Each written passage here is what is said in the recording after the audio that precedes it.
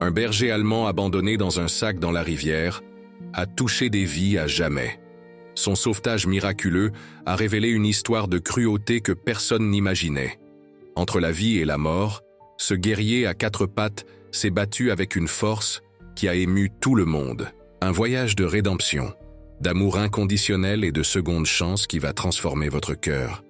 Préparez-vous à être ému. Partagez-la. Dites-nous ce que vous en pensez et de quelle ville vous lisez cette histoire incroyable. Parsour, un matin brumeux d'automne, dans la petite ville riveraine de Villeneuve-au-Lac, le ciel grisâtre se reflétait dans les eaux troubles de la rivière qui serpentait à travers la vallée. Le brouillard planait comme un linceul fantomatique au-dessus de la surface, créant une atmosphère presque mystique. Sophie Dubois, jeune professeure de biologie au collège communal, marchait concentrée le long de la berge rocailleuse. La rosée du matin humidifiait ses bottes tandis qu'elle collectait soigneusement des échantillons pour son prochain cours sur les écosystèmes fluviaux. C'est alors qu'un son presque imperceptible brisa le silence matinal. Une plainte lointaine, faible, presque un soupir. Sophie interrompit sa collecte, tendant l'oreille. À nouveau le son, un gémissement étouffé venant d'un endroit proche du méandre de la rivière. Suivant son instinct, elle avança avec précaution sur les pierres glissantes. La vision qu'elle découvrit glaça son sang, partiellement submergé. Coincé entre deux rochers pointus, un sac de jute trempé se balançait doucement avec le courant. Le mouvement du sac était irrégulier. Quelque chose à l'intérieur bougeait encore.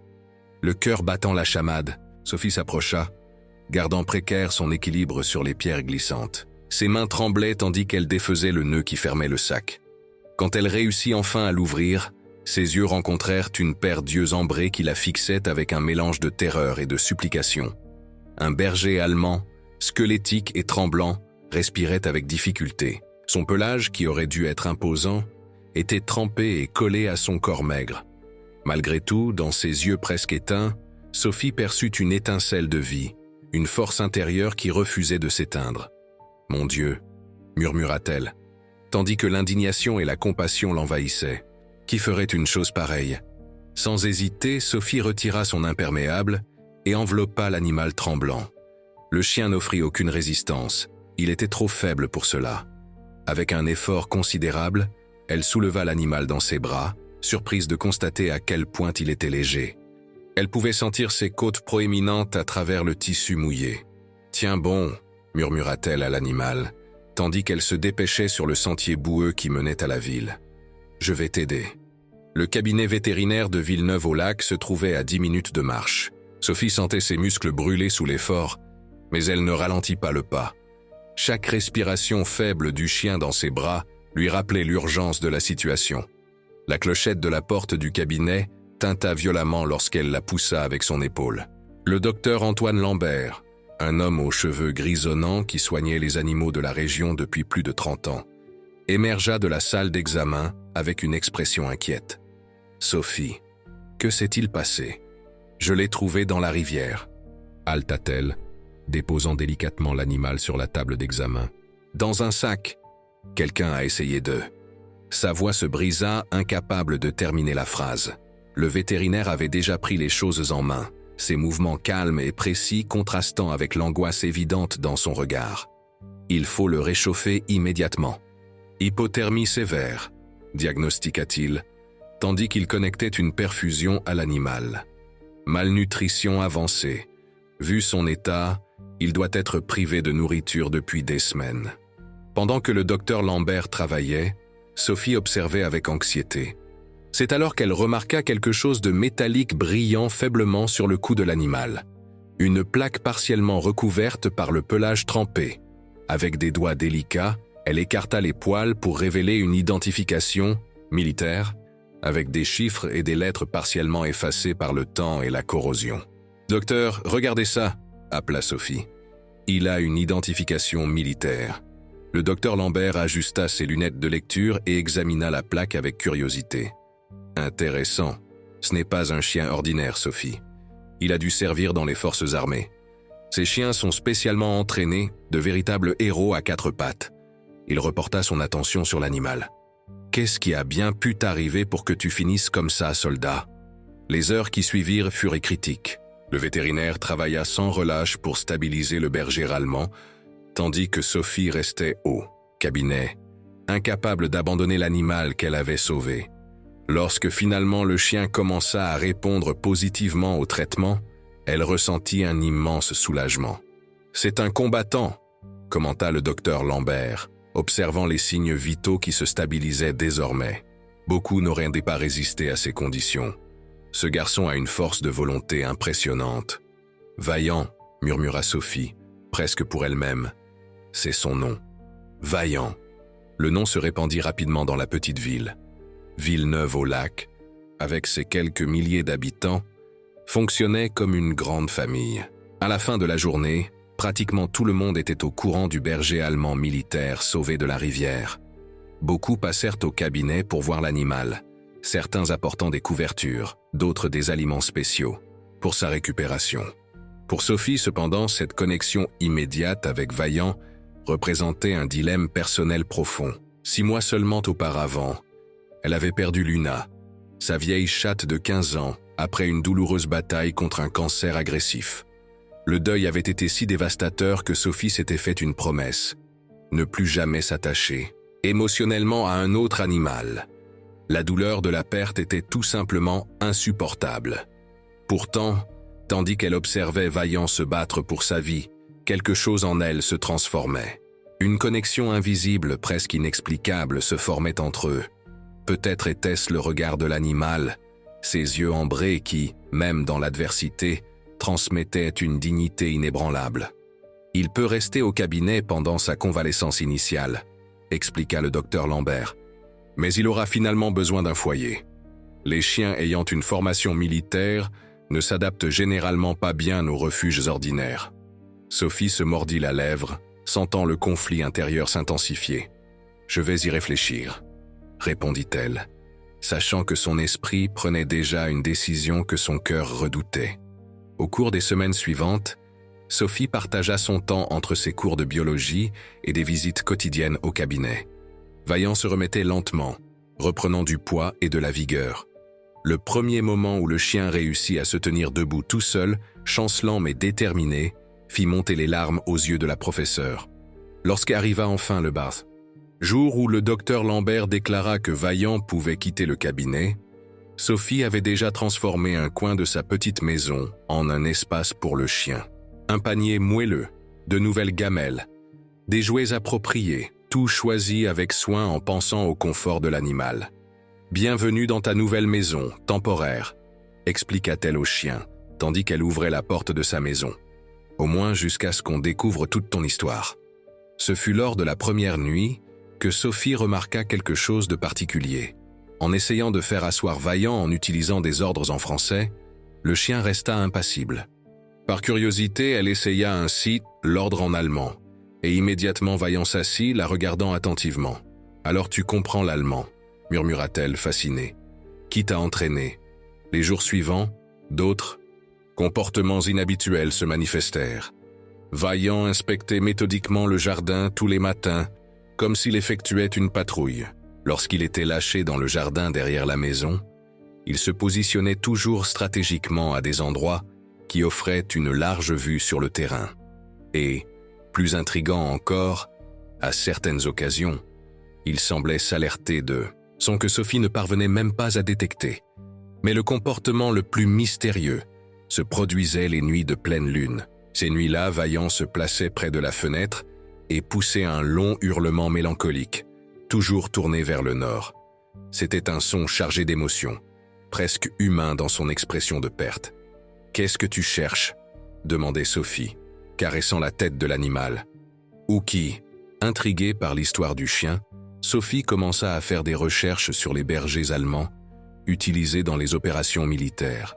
Elle découvrit que ces animaux étaient entraînés pour des missions spécifiques, certains pour la détection d'explosifs, d'autres pour la recherche et le sauvetage, certains pour la protection. L'entraînement était rigoureux et créait un lien presque indissoluble entre le chien et son maître chien. « Quelqu'un doit te manquer », commenta-t-elle avec Vaillant un après-midi, tandis qu'elle rangeait les échantillons collectés dans la rivière. quelqu'un qui parle allemand et connaît tes ordres. Comme si l'univers répondait à sa spéculation. Le lendemain matin, un étranger apparut dans la ville. Un homme d'une quarantaine d'années, à la posture rigide qui dénotait une formation militaire. Sa caractéristique la plus notable était la jambe mécanique qui remplaçait son membre inférieur droit, sur laquelle il s'appuyait avec une canne. L'homme parcourut la ville en posant des questions sur un berger allemand disparu. Lorsque les gens mentionnèrent Vaillant et son histoire de sauvetage, l'intérêt de l'étranger s'intensifia visiblement. Il ne fallut que quelques heures avant qu'il ne frappe à la porte de Sophie. « Bonjour, mademoiselle », salua-t-il avec formalité. « Je m'appelle Colonel Leclerc. Je recherche un chien militaire qui a disparu lors d'une opération. Je crois qu'il pourrait être chez vous. » Sophie sentit un serrement au cœur. Elle avait déjà envisagé la possibilité de rendre éventuellement Vaillant à son propriétaire légitime, mais affronter cette réalité si tôt était douloureux. Pourtant, elle invita l'homme à entrer. « Il est dans le jardin », expliqua-t-elle, conduisant le visiteur. « Son nom est Vaillant, du moins c'est comme ça que je l'appelle. » Le colonel Leclerc acquiesça. Un nom approprié. En fait, son code opérationnel était K9 Delta. Lorsqu'ils entrèrent dans le jardin, Vaillant était couché à l'ombre d'un platane. En voyant l'étranger, le chien se redressa, alerte mais sans montrer de reconnaissance. Il n'y eut pas la réaction enthousiaste que Sophie aurait attendue d'un chien retrouvant son maître chien. « Delta, comme !» ordonna le colonel, utilisant l'ordre allemand pour « viens ». Vaillant regarda l'homme, puis Sophie, mais ne bougea pas. Il resta immobile, observant l'étranger avec ce qui semblait être de l'indifférence, voire de la méfiance. Le colonel fronça les sourcils. Il doit être confus. Il a subi un traumatisme. Quelque chose dans la situation éveilla la méfiance de Sophie. Si cet homme était réellement le maître chien de Vaillant, le chien ne devrait-il pas le reconnaître, même après des semaines de séparation ? « Quand dites-vous l'avoir perdu ?» demanda-t-elle avec désinvolture. « Il y a environ 2 semaines, » répondit le colonel promptement, « lors d'une opération de routine dans les environs. » Sophie garda une expression neutre, mais son esprit calculait rapidement. 2 semaines ? L'état de malnutrition de Vaillant, lorsqu'elle l'avait trouvé, suggérait un abandon bien plus prolongé. Au minimum 1 mois, peut-être plus, selon le docteur Lambert. « Je comprends », répondit-elle, gardant sa suspicion pour elle. « Bon, il est encore en convalescence. Le vétérinaire a recommandé de ne pas le déplacer pour le moment. » Le colonel parut contrarié, mais acquiesça. « Je reviendrai avec les documents appropriés. Ce chien est la propriété de l'armée et doit reprendre ses fonctions dès qu'il sera en état. » Après le départ du visiteur, Sophie observa Vaillant avec inquiétude. Le chien s'était recouché, apparemment imperturbable, mais elle remarqua une tension subtile dans sa posture, qui n'était pas présente auparavant. Qui est-il vraiment, Vaillant? Et qui es-tu? L'occasion d'enquêter plus en profondeur se présenta lors de la traditionnelle Fête des Eaux, célébration annuelle où les habitants remerciaient à la rivière qui soutenait l'économie locale, basée sur la pêche et l'agriculture. Après quelques semaines sous ses soins, Vaillant avait suffisamment progressé pour l'accompagner à l'événement. La fête était un spectacle coloré. Des bateaux décorés de fleurs naviguaient sur la rivière tandis que des musiciens jouaient et que des enfants dansaient sur les berges. Sophie marchait avec Vaillant sur la place centrale, où des stands vendaient de l'artisanat et des plats typiques. Le chien attirait les regards admiratifs. Sa récupération était visible dans son pelage brillant et son port altier restauré. C'est pendant la procession des bateaux décorés que l'incident se produisit. Un jeune homme photographiait l'événement depuis l'un des principaux bateaux. Vaillant, qui jusqu'alors marchait tranquillement aux côtés de Sophie, se tendit soudainement. Un grognement sourd vibra dans sa gorge tandis que ses yeux se fixaient sur le photographe. Avant que Sophie ne puisse réagir, Vaillant se mit à aboyer frénétiquement, tirant fortement sur sa laisse en direction du bateau. Le photographe, en remarquant le chien, eut une réaction surprenante. Il pâlit visiblement, laissa tomber son appareil photo professionnel à l'eau et en quelques secondes avait disparu dans la foule. Vaillant, silence, Sophie tenta de calmer le chien, perplexe face à sa réaction. Pendant toutes les semaines où il avait été sous ses soins, il n'avait jamais fait preuve d'agressivité. La scène ne passa pas inaperçue. Plusieurs personnes, se tournèrent pour observer, y compris le maire de la ville, qui s'approcha avec une expression inquiète. « Tout va bien, madame la professeure? Ce chien est-il sûr? »« Oui, monsieur le maire, » assura-t-elle, toujours confuse. Vaillant n'a jamais agi comme ça auparavant. Quelque chose chez ce photographe l'a perturbé. Le maire sembla accepter l'explication, mais Sophie ne réussit pas à oublier l'incident. Qui était ce photographe? Et pourquoi Vaillant avait-il réagi si intensément à sa présence? Dans les jours qui suivirent, la curiosité se transforma en enquête méthodique. Utilisant sa formation scientifique, Sophie commença à recueillir des informations. Son premier arrêt fut la bibliothèque municipale, où Madame Mercedes, une dame de 70 ans qui travaillait comme bibliothécaire depuis sa jeunesse, conservait tous les journaux locaux dans des archives méticuleuses. « J'ai besoin de faire des recherches sur toute opération militaire qui aurait pu avoir lieu dans les environs ces derniers mois », expliqua Sophie. Madame Mercedes ajusta ses lunettes à monture épaisse. « Opération militaire? Rien d'officiel, ma chère, mais il y a eu des rumeurs. » Baissant la voix, elle continua. « Il y a environ 3 mois, des pêcheurs ont vu des mouvements étranges près de la source de la rivière. Des hommes en uniforme, du matériel. Le journal local a publié une petite note, mais l'article a été retiré de l'édition suivante. Très étrange. » Après des heures penchées sur de vieux journaux, Sophie trouva enfin ce qu'elle cherchait. Un petit reportage mentionnait brièvement une prétendue opération militaire secrète qui aurait mal tourné près de la source de la rivière. Les autorités avaient officiellement démenti, mais le journal incluait des témoignages d'habitants et une photo floue où l'on pouvait distinguer un chien très semblable à Vaillant. Sur le chemin du retour, Sophie reliait mentalement les points. Une opération secrète, un chien militaire, un photographe qui semblait reconnaître Vaillant et craignait d'être reconnu par lui. Le colonel Leclerc avec son histoire incohérente. Quelque chose de grave s'était produit, quelque chose que quelqu'un voulait dissimuler. Pendant ce temps, Vaillant continuait de surprendre. Sa récupération physique était remarquable. Son pelage était redevenu brillant et épais. Ses muscles définis réapparaissaient sous sa peau. Plus impressionnante, cependant, étaient ses compétences. Il trouvait des objets cachés avec une facilité déconcertante, même lorsque Sophie les dissimulait dans des endroits apparemment impossibles. Un matin, lors d'une promenade sur le sentier forestier qui longeait la rivière, Vaillant bloqua soudainement le chemin de Sophie, refusant de la laisser avancer. Confuse, elle tenta de le contourner pour découvrir un grand trou camouflé par des feuillages qui auraient certainement provoqué un grave accident. « Comment as-tu su ?» demanda-t-elle, caressant l'animal avec gratitude. La nuit, cependant, les progrès diurnes contrastaient avec des cauchemars nocturnes. Vaillant se réveillait fréquemment en tremblant, émettant des gémissements angoissés. Dans ces moments-là, Sophie s'asseyait à côté de lui sur le sol, murmurant des paroles de réconfort, jusqu'à ce qu'il se calme. Quel souvenir tourmentait cet animal. Le 3e mois après le sauvetage apporta une tempête dévastatrice à Villeneuve-au-Lac. Pendant 3 jours, des pluies torrentielles s'abattirent sur la région, élevant dangereusement le niveau de la rivière. De nombreuses familles riveraines durent être évacuées, et la mairie déclara l'état d'urgence. Lors de la 3e nuit de tempête, Sophie fut réveillée par l'absence de Vaillant à ses côtés. Normalement, le chien dormait près de son lit, alerte au moindre bruit. Alarmée, elle parcourut la maison en l'appelant pour découvrir la porte de derrière ouverte, claquant violemment au vent. « Vaillant !» cria-t-elle en panique, enfilant rapidement un imperméable sur son pyjama.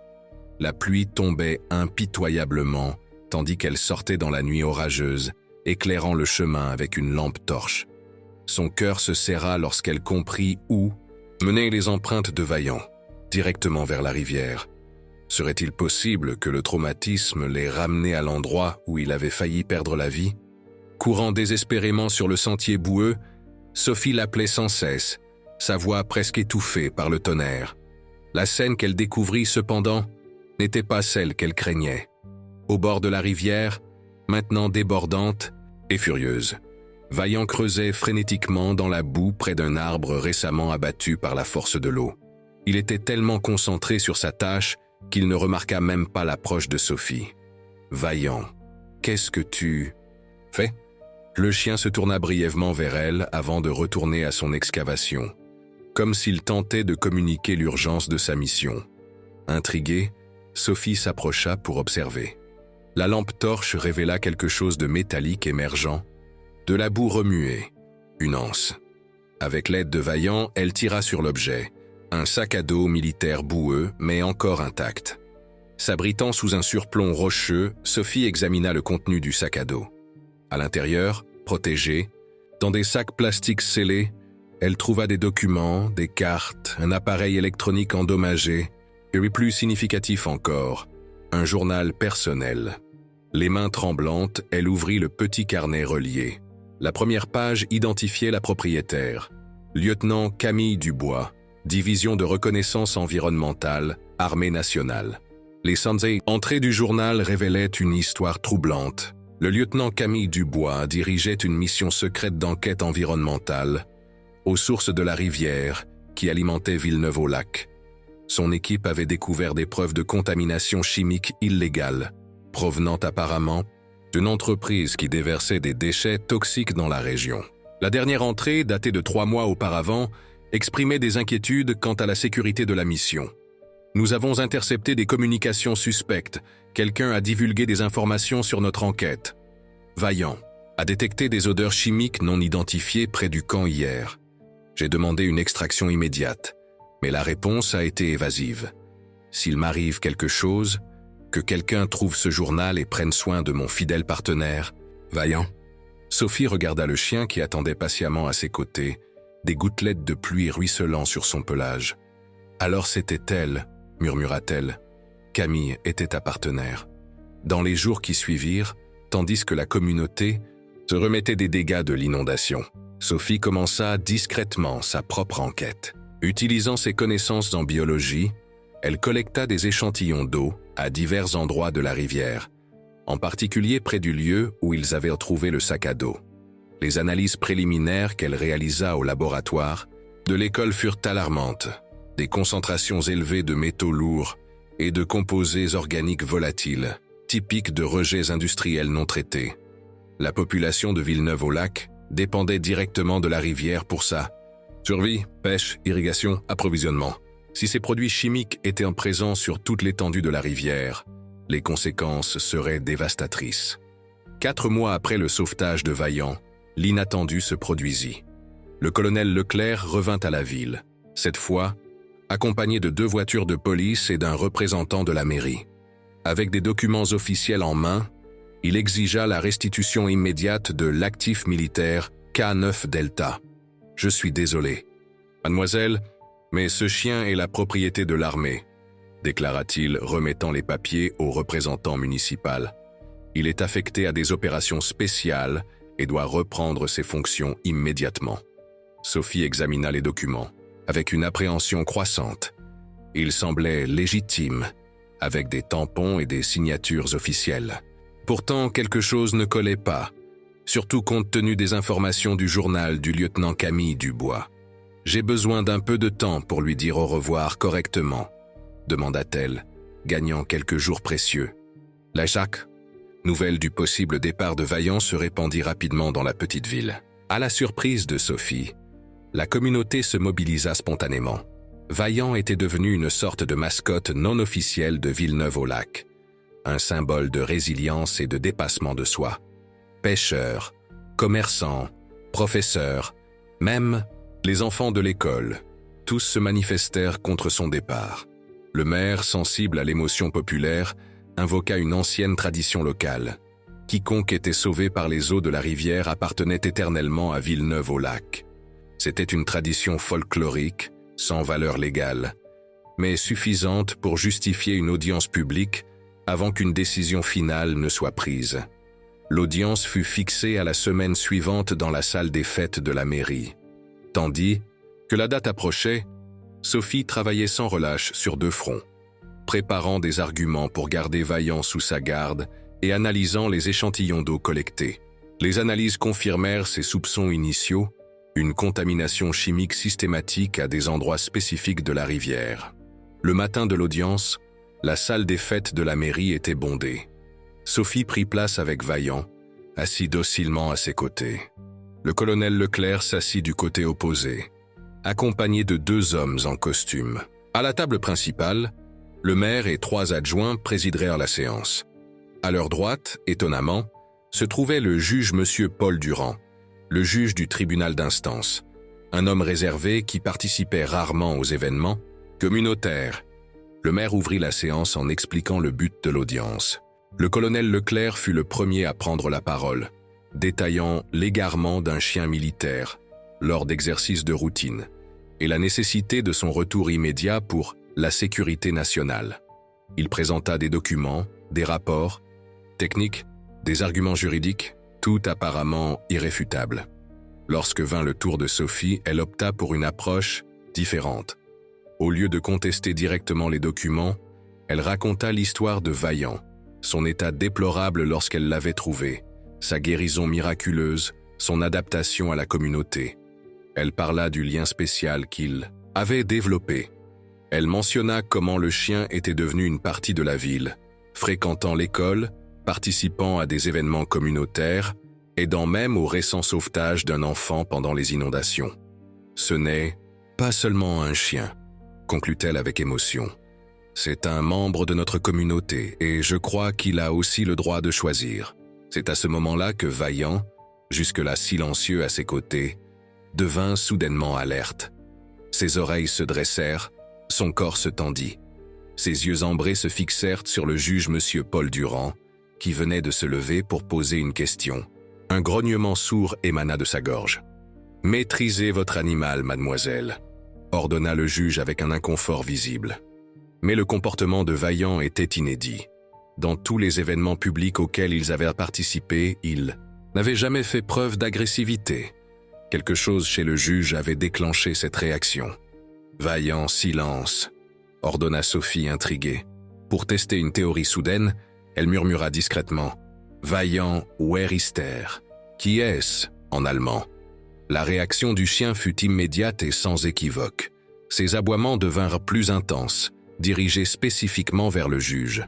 Le tumulte qui s'ensuivit faillit mettre fin prématurément à l'audience. Mais il fut interrompu par une voix féminine qui résonna à l'entrée de la salle. Il la reconnut. Vaillant n'oublie jamais un visage. Tous se tournèrent vers la nouvelle venue, une femme d'une trentaine d'années, aux cheveux châtains courts et à la posture militaire. Elle boitait légèrement en marchant dans l'allée centrale. « Lieutenant, Camille Dubois », se présenta-t-elle, montrant sa carte d'identité militaire. « Maître chien officiel de K9 Vaillant et de ce que je comprends, quelqu'un que vous supposiez morte. » Ce qui suivit fut une révélation fracassante. Camille Dubois n'avait pas péri comme tous le supposaient. Après l'accident qui avait dispersé son équipe pendant la mission d'enquête environnementale, elle avait subi une grave blessure à la jambe et avait été retrouvée par un pêcheur qui l'avait emmenée se faire soigner dans une ville lointaine. Elle avait passé des mois hospitalisée, subissant de multiples opérations, dans l'impossibilité de contacter ses supérieurs immédiats, dont beaucoup, soupçonnait-elle maintenant, étaient impliqués dans la conspiration visant à la faire taire. Le moment le plus émouvant de l'audience fut les retrouvailles entre Camille Dubois et Vaillant. En la voyant, le berger allemand se transforma complètement. Il sauta, aboya, gémit de joie, léchant le visage de son ancienne partenaire tandis que sa queue battait frénétiquement. « Mon fidèle ami », murmura Camille Dubois, s'agenouillant, pour serrer le chien dans ses bras, les larmes coulant librement sur son visage. « Tu as survécu, tu as survécu. » Les révélations ultérieures mirent au jour une trame complexe. Le juge M. Paul Durand travaillait comme consultant pour l'entreprise chimique Aquatech, visée par l'enquête de l'équipe militaire de Camille Dubois.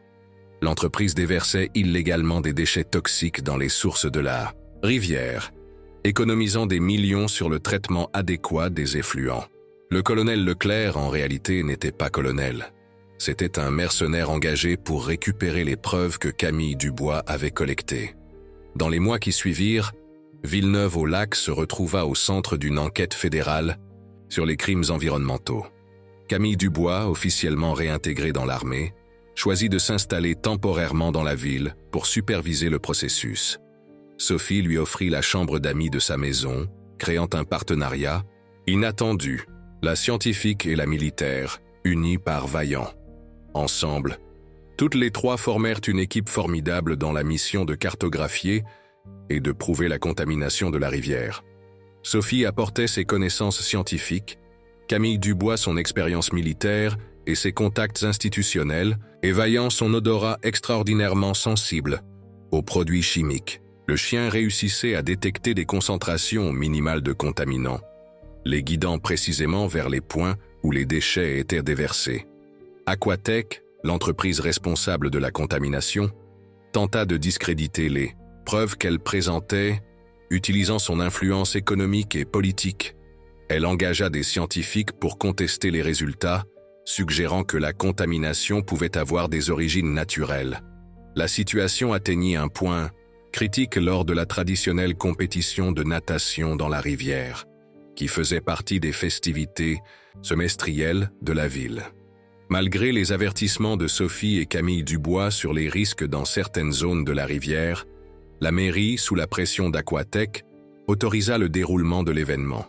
Pendant la compétition, précisément dans la zone que Vaillant avait indiquée comme contaminée, l'un des nageurs développa une réaction allergique sévère, nécessitant une hospitalisation d'urgence. L'incident, bien que regrettable, fournit une preuve irréfutable de la présence de contaminants dans la rivière. L'indignation publique qui s'ensuivit força les autorités à agir. Aquatech dut payer des amendes de plusieurs millions et fut poursuivi au pénal. Ses dirigeants furent arrêtés, y compris le juge M. Paul Durand, dont la participation au système fut largement documentée grâce au journal de Camille Dubois et aux preuves récupérées. Cependant, la victoire apporta un nouveau dilemme à Villeneuve-au-Lac. Aquatech employait près d'un quart de la population locale dans son usine qui, bien qu'éloignée de la rivière, dépendait du flux continu de produits chimiques fabriqués illégalement. La fermeture de l'entreprise signifierait un chômage massif pour de nombreuses familles. Sophie se retrouva face à un conflit éthique profond. En tant que scientifique et éducatrice, sa mission était de protéger l'environnement naturel qui soutenait la communauté. En tant qu'habitante et membre de cette communauté, elle comprenait l'urgence des besoins économiques immédiats. La solution vint d'une source inattendue, les anciens de la communauté. Pendant des générations, avant que l'industrialisation n'atteigne la région, les habitants de Villeneuve-au-Lac utilisaient des méthodes traditionnelles de filtration et de purification de l'eau de la rivière, des techniques ancestrales utilisant des plantes locales, des systèmes de décantation naturels et des roches volcaniques filtrantes avaient permis de consommer l'eau en toute sécurité. Travaillant ensemble, Sophie et Camille Dubois intégrèrent ces connaissances traditionnelles à la technologie moderne. Elles développèrent un système hybride de purification qui combinait des filtres naturels avec une surveillance scientifique précise. Le projet, présenté aux autorités environnementales, reçut un financement fédéral en tant que modèle, pilote de restauration de zones dégradées. L'ancienne usine d'Aquatech fut restructurée, se consacrant désormais à la production d'équipements de filtration et de purification basés sur le modèle développé. Les employés furent recyclés, beaucoup assumant des rôles dans le nouveau programme de surveillance environnementale de la rivière. L'économie locale, qui dépendait auparavant de l'exploitation prédatrice, se réorganisa autour de la préservation. Et qu'en est-il de Vaillant? Après de longues discussions, l'armée accepta sa retraite anticipée, reconnaissant son rôle crucial dans la révélation du crime environnemental. Officiellement libéré du service militaire, il resta à Villeneuve-au-Lac, partageant son temps entre les maisons de Sophie et Camille Dubois, devenues voisines et amies inséparables. L'histoire de Vaillant changea à jamais la petite ville, riveraine. Le berger allemand abandonné dans un sac dans la rivière devint un symbole de résilience, de loyauté et de rédemption. Son parcours de la quasi-mort au statut de héros inspira la communauté à réévaluer sa relation avec la rivière qui lui donnait la vie. Avec la collaboration de Camille Dubois, Sophie créa un centre de réhabilitation pour les animaux sauvés et un programme éducatif qui associait les sciences de l'environnement à l'éthique de la conservation. Les enfants de la région grandissaient en apprenant l'histoire de Vaillant et l'importance de protéger toutes les formes de vie. Pour Sophie, La transformation personnelle fut aussi profonde que celle de la communauté. La professeure qui avait juré de ne plus jamais s'attacher émotionnellement à un animal après la perte douloureuse de sa chatte, trouva en Vaillant non seulement un compagnon, mais un professeur de résilience et de courage. Grâce à lui, elle apprit que la peur de la perte ne pouvait l'empêcher de nouer de nouveaux liens significatifs. Certaines connexions transcendaient simplement le rationnel et devaient être embrassées, malgré tous les risques émotionnels encourus. Lors de ses promenades matinales le long de la berge de la rivière maintenant propre, avec Vaillant trottinant fidèlement à ses côtés, Sophie réfléchissait souvent au revirement du destin. Comment une rencontre fortuite par un matin brumeux avait déclenché une série d'événements qui avaient transformé non seulement sa vie, mais toute une communauté. Et Vaillant, avec la sagesse silencieuse que seuls les animaux possèdent, semblait comprendre l'ampleur de ce qu'ils avaient accompli ensemble. Ses yeux ambrés, autrefois presque éteints par la souffrance, brillaient désormais d'une sérénité contagieuse, comme pour dire « Tu vois, parfois, des circonstances les plus terribles peuvent naître les plus grands miracles. » La leçon la plus précieuse que Vaillant enseigna à Villeneuve-au-Lac portait sur l'interconnexion. La santé de la rivière, le bien-être des animaux, la prospérité de la communauté, tout était intrinsèquement lié dans une toile délicate qui exigeait un soin constant. Chaque être vivant, aussi vulnérable qu'il puisse paraître, avait son rôle essentiel dans cet équilibre fragile et précieux. Les nuits de pleine lune, Vaillant se plaçait toujours près de la fenêtre, mais ses hurlements avaient changé. Il ne portait au plus la mélancolie de la perte, mais sonnait comme une célébration. Un hymne à la vie qui persistait contre toute attente, à la rivière qui continuait de couler malgré les obstacles, et à la communauté qui avait appris enfin à honorer ses eaux sacrées.